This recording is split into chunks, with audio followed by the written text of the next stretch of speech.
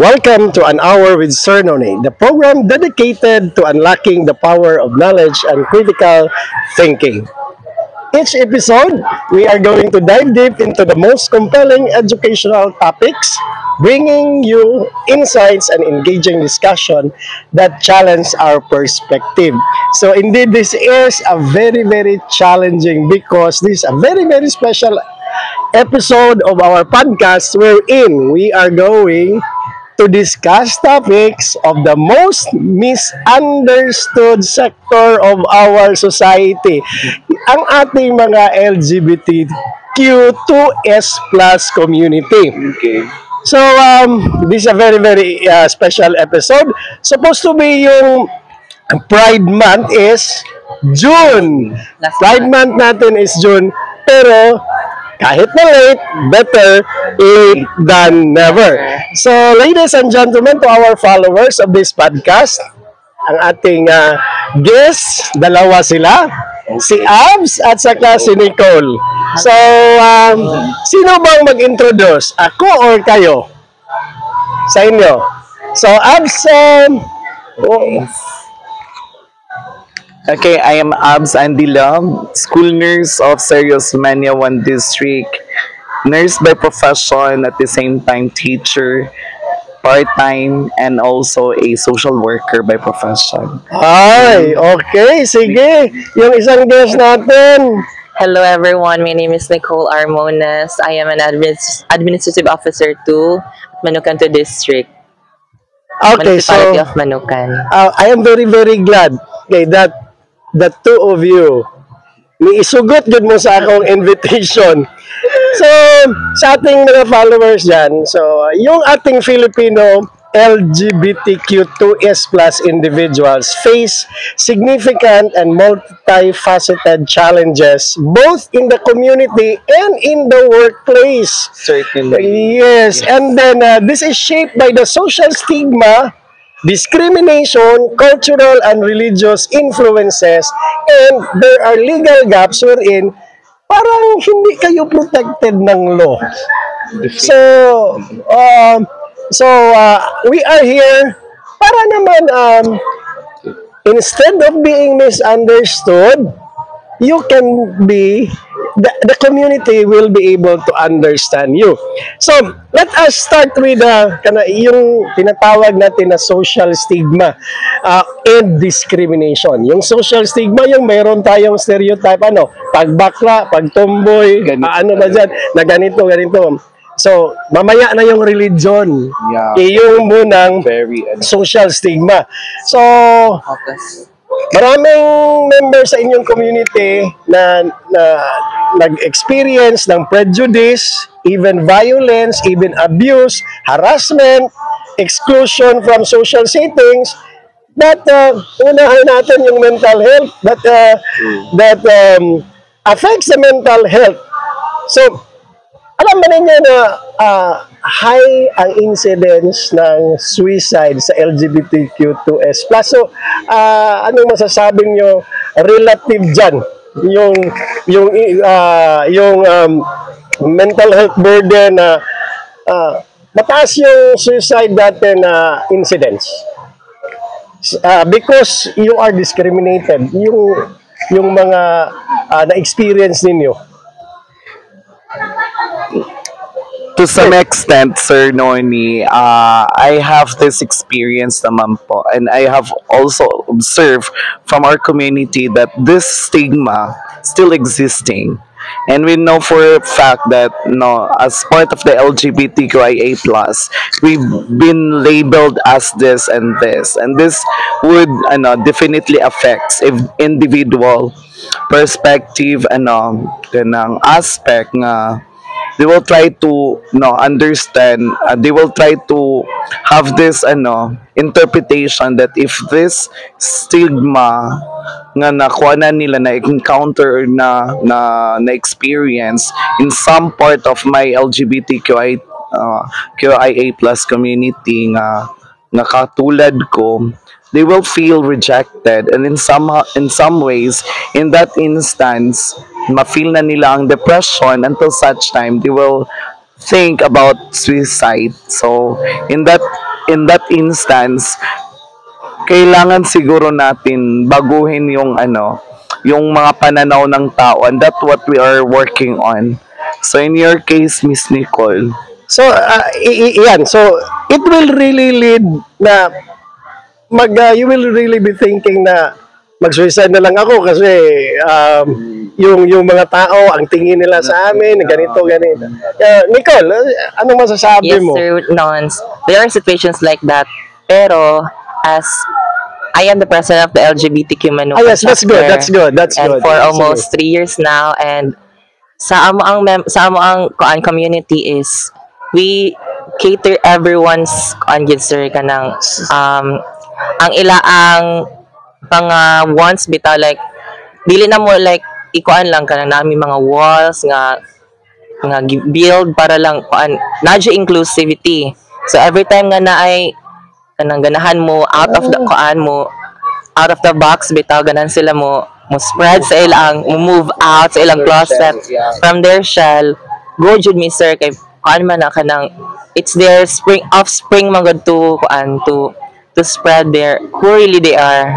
So, ano siya, na may grupo, then the group will be like a kind of self-help group, Yes, sir. not self-help, but a help group para sa inyong community. So, no, this is to mitigate nga yung depression, mawala yung depression sa Yes, sir.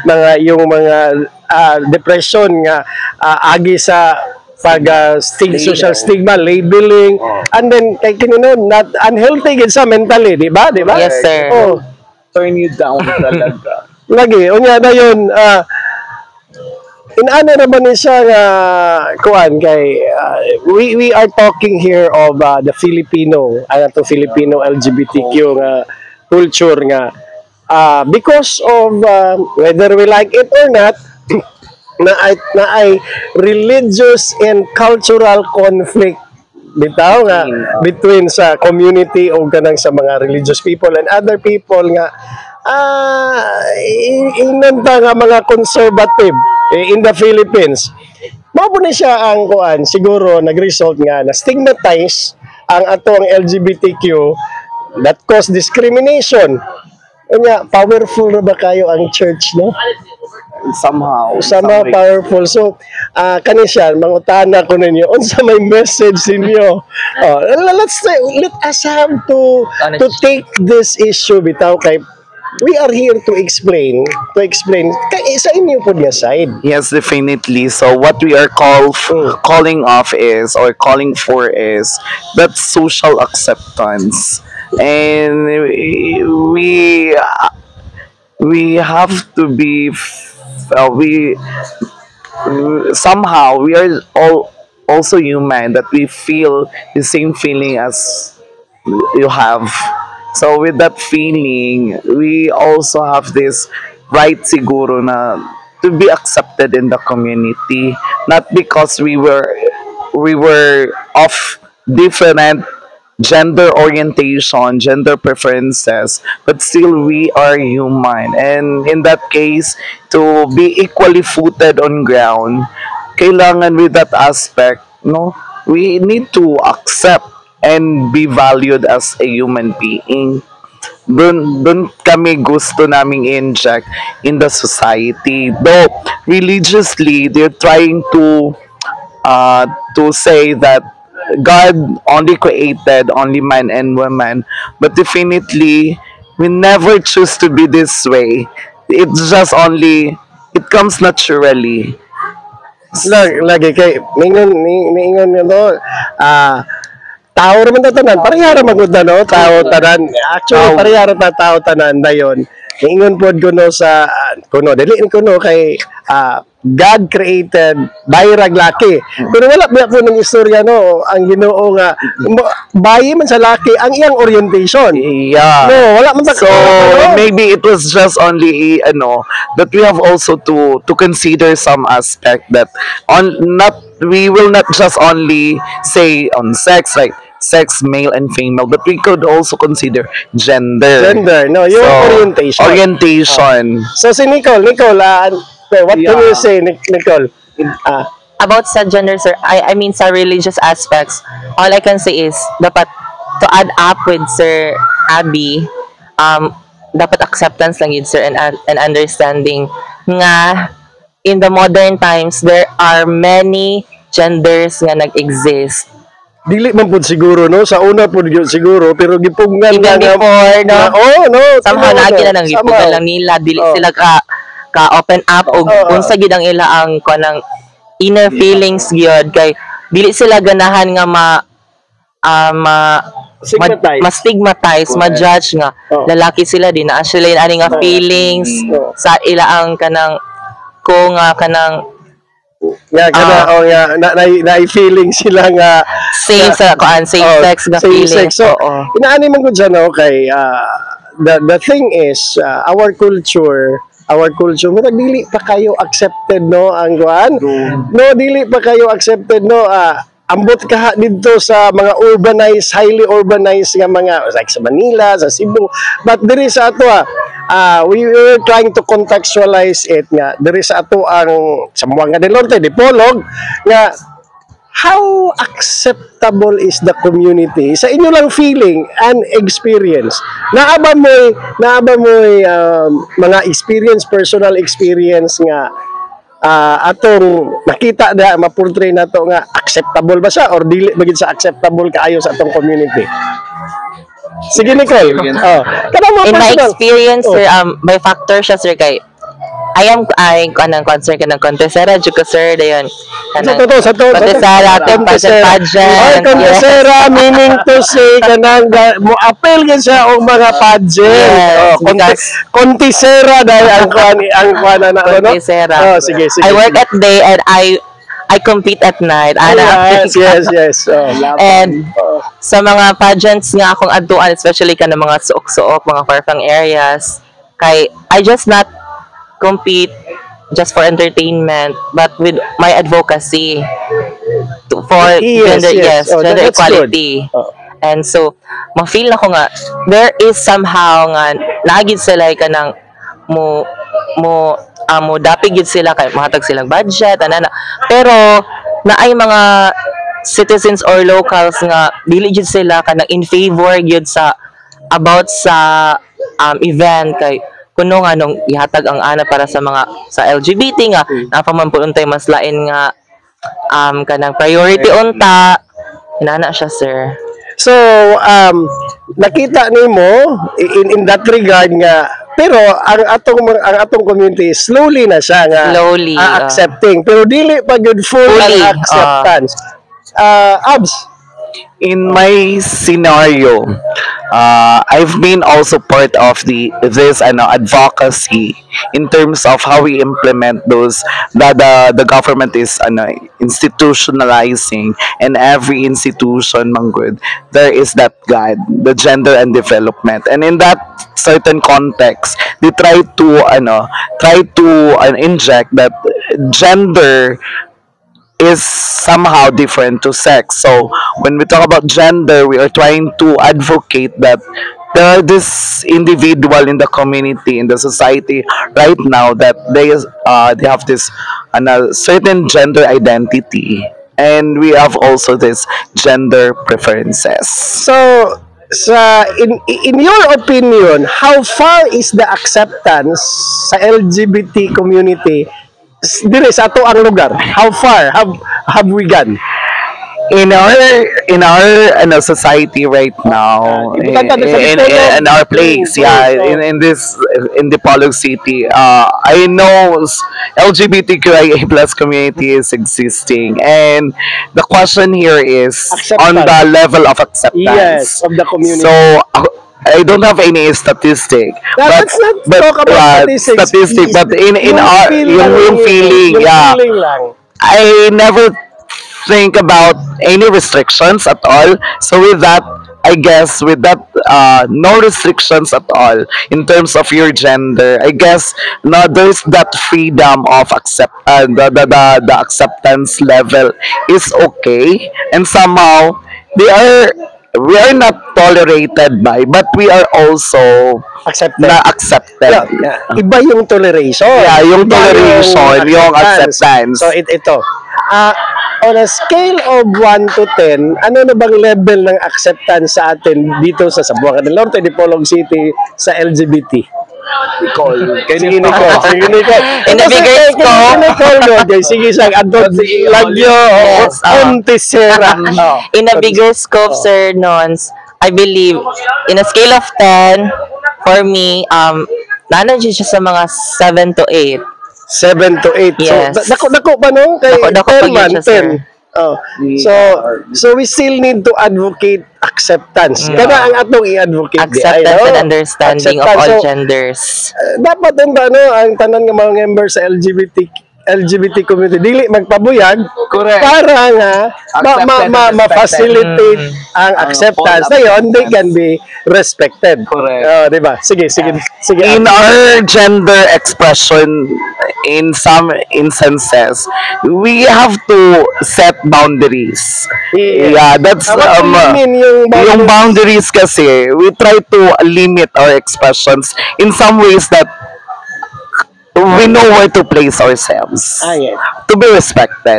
The moment that we fall out from our shell and we never consider about yung how to be keen and how to be yung ginagawa natin, and then buhos talaga ng buhos. Parang some kind of becoming LGBT member pero prime and proper. Yeah, that's what we are also is expecting from the society. Yes. So Nicole, may I ask you this question?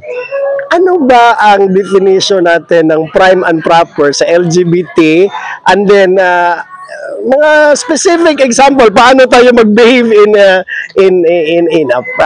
place, Of or course, maybe in a seminar or whatever, in a party. Sige kuno kanang specific example para meron namang mag-listen ng podcast na ito, meron namang mag-view na ka-community ninyo. Yes. Ka-community ninyo. Para naman sila ma-educate kung ano ba talaga ang prime and proper na behavior. Yeah. Specific. Let's talk about it.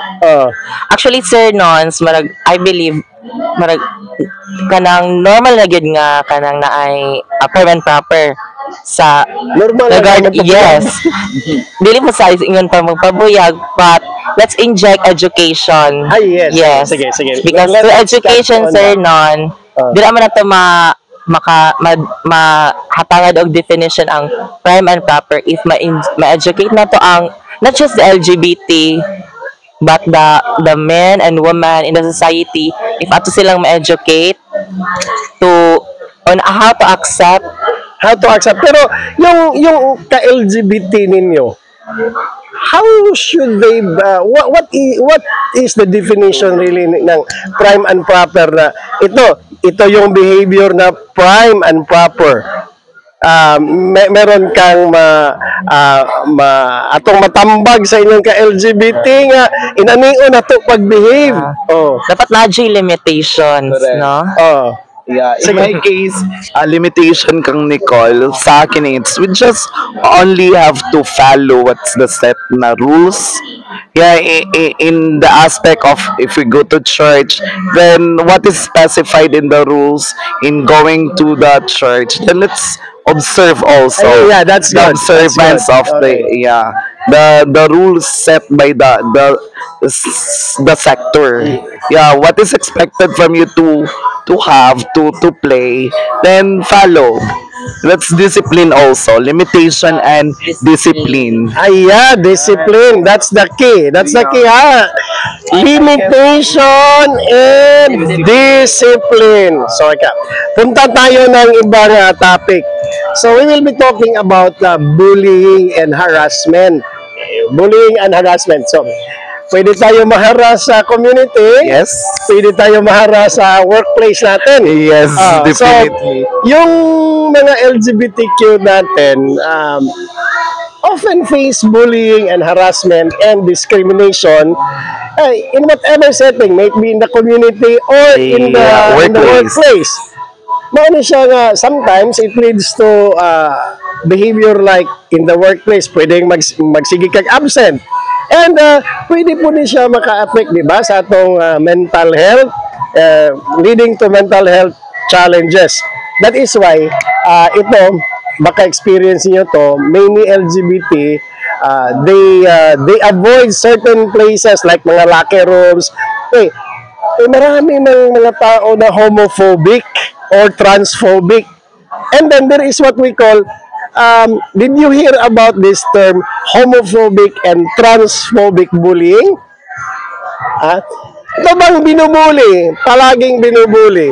So, if mabuli kayo, ano ba ang gagawin ng isang LGBT person, LGBT lang ko tama sa person, pag binubuli kayo? May it be in the workplace or in the in the community. Usually sir sa mga workplaces or like mga institutional places, nadyo na siya sir, dili siya na mawala. Especially sa mga LGBT nga mag-cross-dress. Yes. Pero how do you counter that? Para naman matuto yung iba. Because I believe kayong dalawa alam na ninyo how to navigate. So, ating educate yung community ninyo. How are we, pag manabuli kayo, what will I do? That's the question actually. Just based on experience. I usually I never put any point. It's their freedom of expression how they try to label us. But in the first place, when we will never experience bullying if and when we try to discipline ourselves. So it starts from you. Yung tinatawag natin na respect begets respect. Yun doon na naka-anchor how we could not experience bullying. But in some other aspect, though, if we're trying to get yung proper, prim and proper, yung ganon, it's, kahit anong gagawin namin ng ganon, but there are still those people who try to, di ba? To bully. So, anong gagawin? For that instance, dili kay namo siya gina big deal, but to some extent, sakit na po. Sakit, pero, what will be your reaction? You will avoid? Or what? Disregard? Or avoid the situation? Avoid the situation, disregard yun. Flight, parang, I avoid them, then it's better to move out from that certain area. So, ito, Nicole, ano ang mas mabuting ngayon? What is the thing to do? Fight or flight? Flight, good sir. The best. What's your advice? Fight or flight? Once mabuli ka, regardless of your gender, flight, good sir. To avoid fight. Yes. That's good. Good sir. Flight to avoid flight. Flight to avoid fight. Sige. That's a catchy phrase.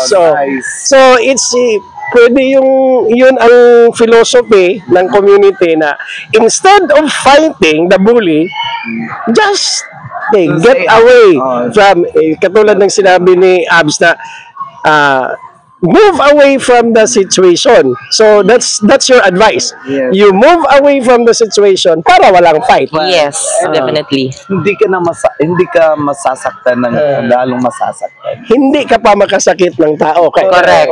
If we're trying to fight back with them, it would be our loss. No, after all, because I mean, it's their freedom of expression, and I guess they have also entitled to do things like that. Pero mao gani walang sanctions ng bullying into the LGBTQIA+. So, with that, we have this Lastos law, but it was not clearly understood by the people right now. Pero what we are trying, since it's still existing, those mga incidents still existing. Now what we are looking on is how we can spread that certain legal basis, how we do that advocacy that it will be also understood by many that now they will try to omit from doing so yung bullying. Muna gusto namo nga spread namo ng mga legal provisions, at least guided na ang mga tao on how we will be respected. So, what are you trying to say is meron na tayong mga batas. Mayroon tayong Meron tayong batas. But Pero yung implementation ng implementation, batas, yung awareness Oo. ng mga at tao. saka awareness ng mga tao sa batas. Pero, do you think na meron pang mga batas na dapat gagawin aside from yung yung Safe Spaces Act, yung Anti-Bastos Law? So, do you think na meron pang mga batas na pwedeng gagawin to protect the LGBTQ community? I think Miss Nicole can have the elaboration of the SOGI bill that we are trying to push. Yeah. We will be talking about the SOGI bill. I'm not also familiar with the SOGI bill, but mga ilang beses na itong pina-file pero walang nangyayari. Sige rin dyan nag-push, sir. Sige, Nick. Sige, Nicole. So, sa ako is, I know nga there are official authorities and personnel nga ginapush gyud ang pag-give side sa LGBT. And we in our community are just waiting for that to happen and to be pushed.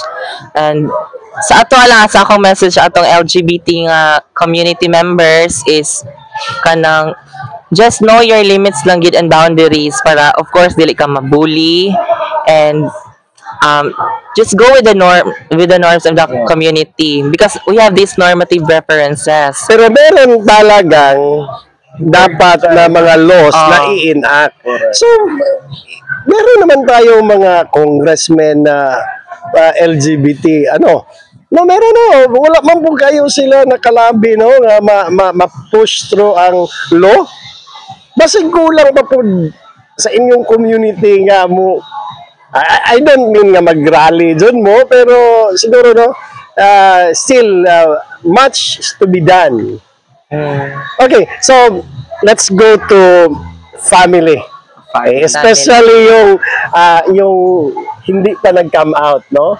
Yes, Kasi yung coming out is a complex and stressful process. Do you agree? Yung coming out ba? It's a very hard decision, sir. It's a very hard decision. It's complex. It's a stressful process.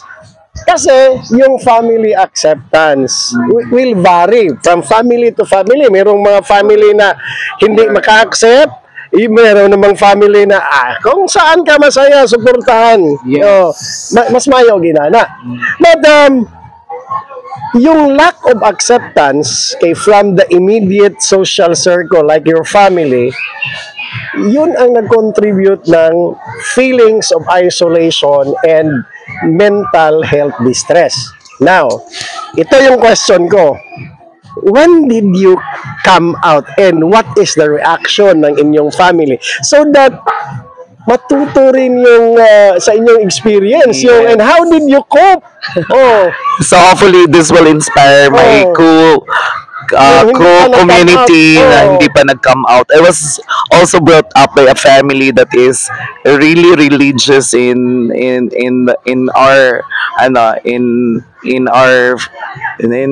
family, very religious, and we also have this community sa among family na lahat talaga mga lalaki. They were been labeled about mga kusgan, mga isog, and then again in my case naging ganito ako. So it started with a big challenge in my part on how I came out and how how stressful it was really stressful how to come out with kung sino ka ba talaga. So in my case I was just doing my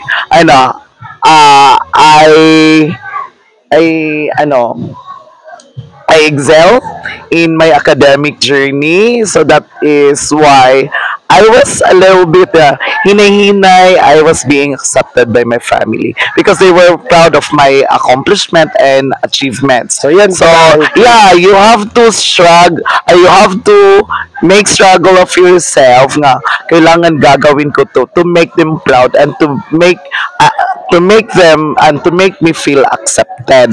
Parang ganon. Good for you because you are abs. Bright ang abs. Ganahan ko nga. You have to excel and you look for your potentials, and then at the end of the day ma-appreciate nila nga out of yung pagkaganito natin, we will be appreciated, and then after you will be accepted. Ganon.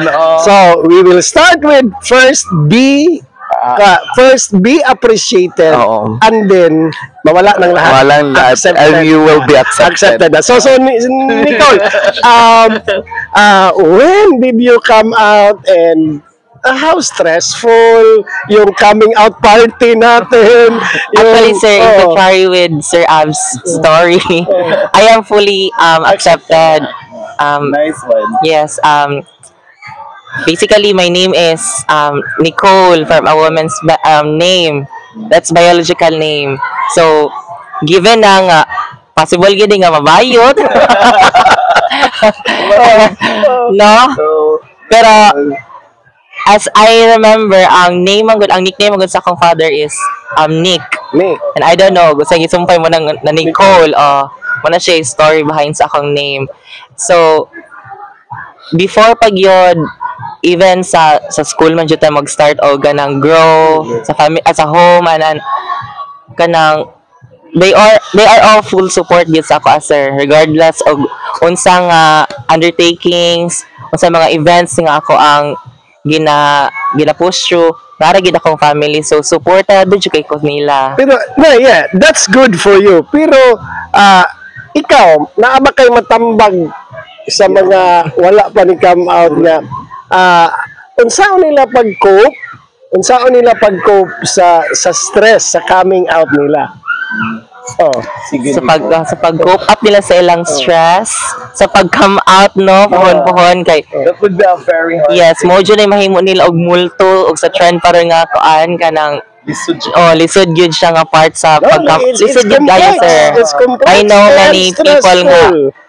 kanang nag-struggle gyud a lot og unsaon pag-come out kay ma-feel nila nga ma-judge sila dayon. Yes, ma-judge sila nga ano yun ato man tong galit nga lalaki man kayo to di nga nabayi man og galit anana. So, So my message to them is just wait for the perfect time ra gid, sir. nakana man ron, unsa man ang right time, perfect time. What is the right time? And I think the right time is when your family fully accept you for who you are. Ma-feel na nila, sir. Ma-feel na nila. Yes. No? Okay. So they will feel na inaana nila ka. And then if they see nga, like for example, nakatrabaho na ka, productive na ka, Yes. mas makuhan ka, no? Mas ma-accept Mas ka nila. ma-accept pag So kita mga nila. nila nga, for those kanang within the community, so let's try to look at sa ilang mga advices kay number one jud ay nga you have to excel, be appreciated, para nga smooth ang coming out party. Dili siya struggling. stressful kayo. And what do you think? Meron naman kayong organization. Yes, sir. Pero how strong is your organization nga kana bitaw siya makahatag gid siya og help for those who are not yet coming out or is thinking of coming out.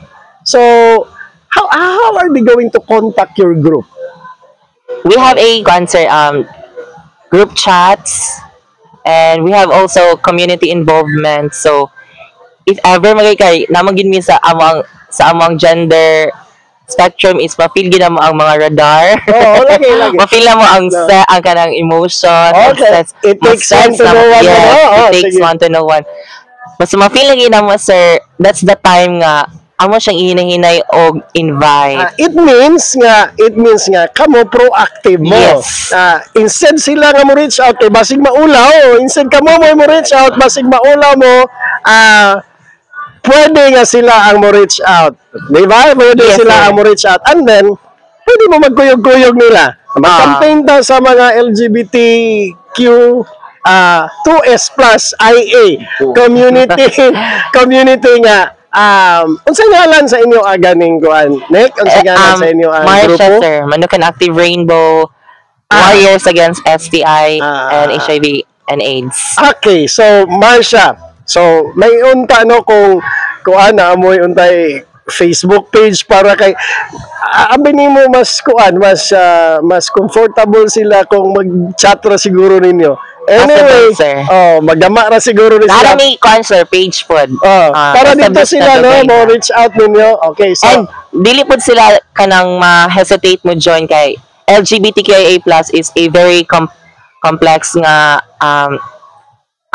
kanang community, so pwede sila mabilong. If for starters, pwede sila dito sa alay. what's ang alay? What is alay? Like for example, so if one of the supporters kasi LGBTQ, then straight ka na male or female, pwede ka mabilang sa LGBTQ.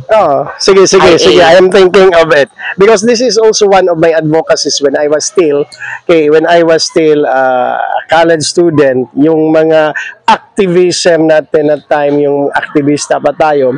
One of the advocacy is gender equality. So ito na siguro. But anyway, let's go to employment. Okay. We know that in some cases, the community experience discrimination in hiring and employment. So I hope hindi niyo ito experience, pero let me expound on this first. So yung LGBTQ natin, yung community natin, sometimes will experience bias and exclusion during mga recruitment. Hindi ini-exclude, hindi ini-include sa promotion, sa retention.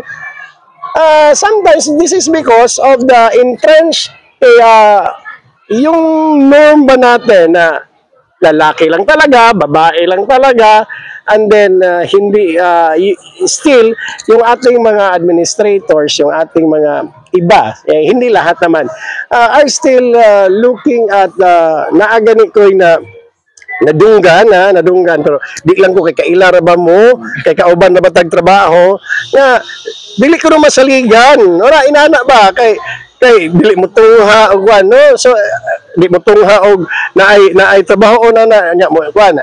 That's another case, but this is one of the reasons na sometimes ma-discriminate siya even in promotion. That is why many of our LGBT community are more likely to be underemployed and face difficulties in securing a stable job. Good for you, kayong dalaga, stable na yung job ninyo. But others, pero kaning question ako, una ka abs. In your pagpang-apply nimo, did you experience discrimination in hiring and employment? I've been into many different Kabalo ko na dito ka agencies sa and departments. DSWD, I've been in kaya DSWD, I've been in DOH, Yes. I've been now in DepEd. Sa tanong mo nga With all of those mga employment processes, employment procedures, yung hiring procedures, I was not able to encounter gender bias or gender, yung mga wala. I never been into. It was just only that I am blessed and fortunate enough in seeking for a job, not questioning my gender. Yeah, because if you are really qualified and you have all this documents to prove that you are qualified in the position, then gender would not be a question. Okay. Pero ito, kabalo ko si Nicole po, inaana po pareha mo experience because in DepEd we don't do Yeah. that.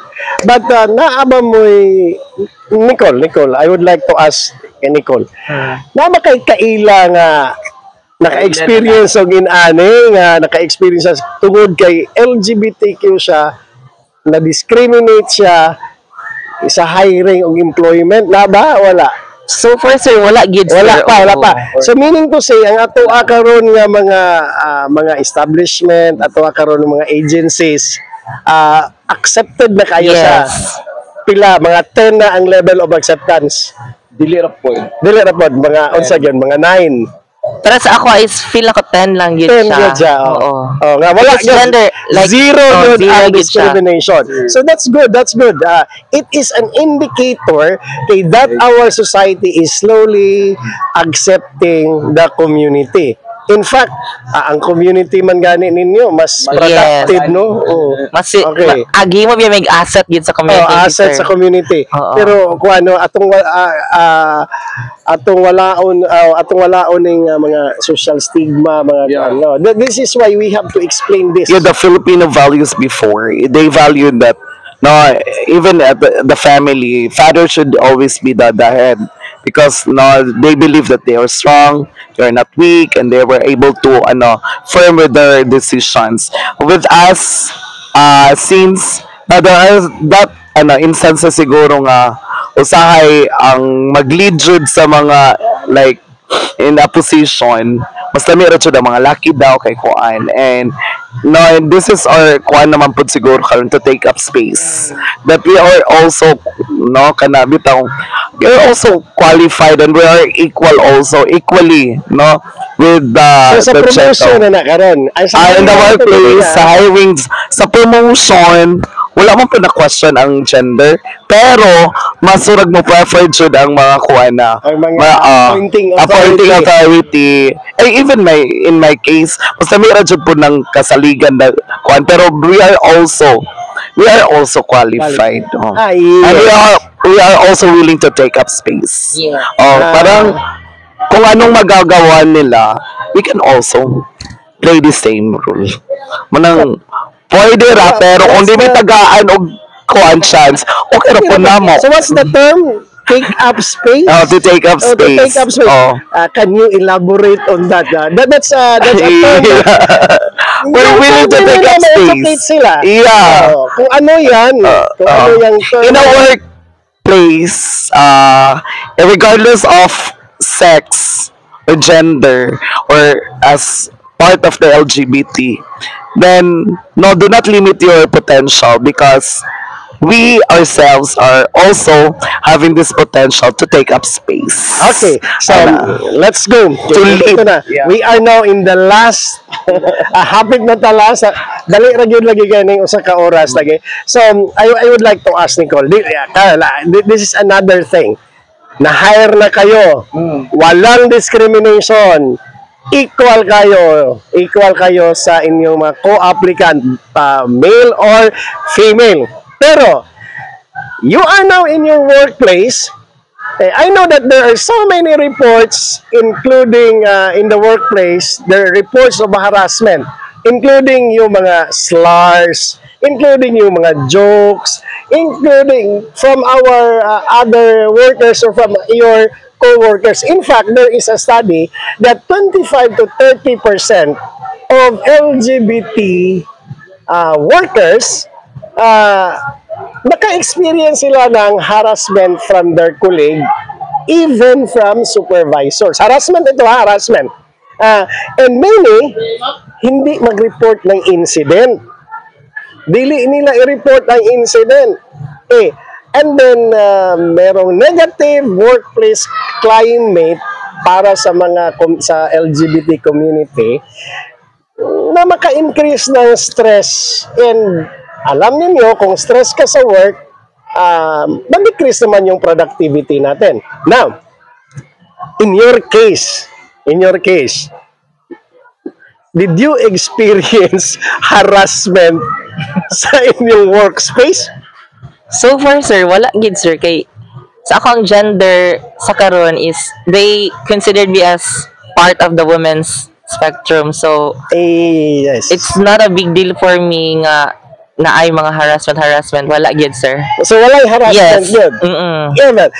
That is during na-employed na ko. Okay. This is your first employment. Yes, sir. Pero si Abs, kasi maraming employment na si Abs. Yeah. To so many agencies. Yeah. SWD, DOH, DepEd, tatlo. Yeah, so far, Oh. make Naka-feel ka ba ng harassment? even once hindi. Kasi I make them feel that I am valuable. So I make them feel that I am their asset. And so being valued, you could not They could not afford to harass harass you. you. Yeah, being feel that you are valued, then if they feel that you are an asset, then they could not afford to harass you. Okay, so ito this is an advice to the LGBT community na if you are valued, then they cannot afford to harass you. If they cannot afford to harass you, that means you are living in peace and productive in your workplace. So that's it. So the key there is be valued valued. by your performance. Yes. Be valued by your performance so that you will not experience harassment. Kasi this is a valuable advice for those hindi lang man kayo yung sa community ninyo. Work with your heart, work diligently, be an example, And be dependable. Then discipline. Discipline. Yeah. So ito na. Kasi last na natin ito. So, Nicole, last ka. Yeah. Nicole, what is your advice for those who are about to come out or those who are starting to come out? What is your advice? No, naglisod jud siya kay lain-lain magud may come up sa among mga stories. Generic lang, generic. So, generic lang. So, sa ako mga friends and the LGBT, especially sa LGBTQ nga spectrum, no? Sa ato ang rainbow community, my advice is just wait for the right time and stick to those circle nga you are really open, you are willing to open what sexuality or gender you have, and nara gyud me always nga mag-support, nga mo guide and mo give light og unsa pa nga darkness nga gina-struggles ninyo sa pag-open niyo sa iyo ang shell. Ana ra gid, sir. Okay, Abs. Ito yung Abs. Ano ang unsa imong message, Abs, sa ato ang sa community with regards to being valued? I guess for everyone who is part of the LGBT society, my plea of advice is to have that self-discipline and also be appreciated on your ways, and that's the time that you will be valuable. Thank you. Okay, so I guess that's it. That is almost an hour. So, once again, this is an hour with Sir Noni podcast edition. Join us in our next episode as we are going to illuminate the path for a smarter future, one fascinating conversation at a time. Ito po yung aking mga guests, si Nicole at si Abs. Bidding you goodbye and see you next episode. Salamat! Thank you, Sir Nani. Basta magawa. We know what you